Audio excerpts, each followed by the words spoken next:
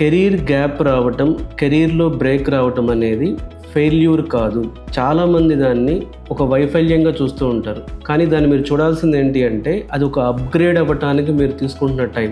So career gap వచ్చిన వాడు గుర్తుపెట్టుకోండి, ఈ గ్యాప్ అనేది మీరు అప్గ్రేడ్ అవ్వటానికి తీసుకున్న టైంగా చూడండి. ఒక ఉదాహరణ చెప్తాను.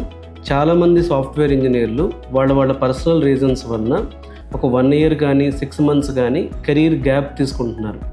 సో దాని కెరీర్లో గ్యాప్ లాగా మీరు రెజ్యూమేలో ప్రొజెక్ట్ చేయకుండా ఫస్ట్ మీ మైండ్కి మీరు చెప్పుకునేటప్పుడు కూడా మిమ్మల్ని మీరు డిజిటల్ ట్రాన్స్ఫర్మేషన్కో లేకపోతే ఏఐ ట్రాన్స్ఫర్మేషన్కో లేకపోతే అప్స్కిల్ అవ్వటానికో సో దానికి ఒక వాల్యుబుల్ అంటే దానికోసం మీరు తీసుకున్న బ్రేక్గా చూడాలి. కానీ అంటే మీరు నాలెడ్జ్ గెయిన్ చేయడానికి తీసుకున్న బ్రేక్గా పిలవాలి. కానీ అదేదో మీకు కెరీర్లో నష్టం జరిగిపోయినట్టుగా చూడకూడదు. సో ఆ టైం పీరియడ్లో మీరు చేసిన కొన్ని డిజిటల్ ట్రాన్స్ఫర్మేషన్ సర్టిఫికేషన్స్ కానీ AI or data science or cyber సెక్యూరిటీకి అప్గ్రేడ్ అయినప్పుడు మీరు చేసిన సర్టిఫికేషన్స్ కానీ సో ఆ టైంలో మీరు మీ స్కిల్ అప్గ్రేడ్ అవ్వడానికి ఎలా టైం స్పెండ్ చేస్తారనేది ఎక్స్ప్లెయిన్ చేయడం ద్వారా ఇంటర్వ్యూని ఇంప్రెస్ చేయొచ్చు.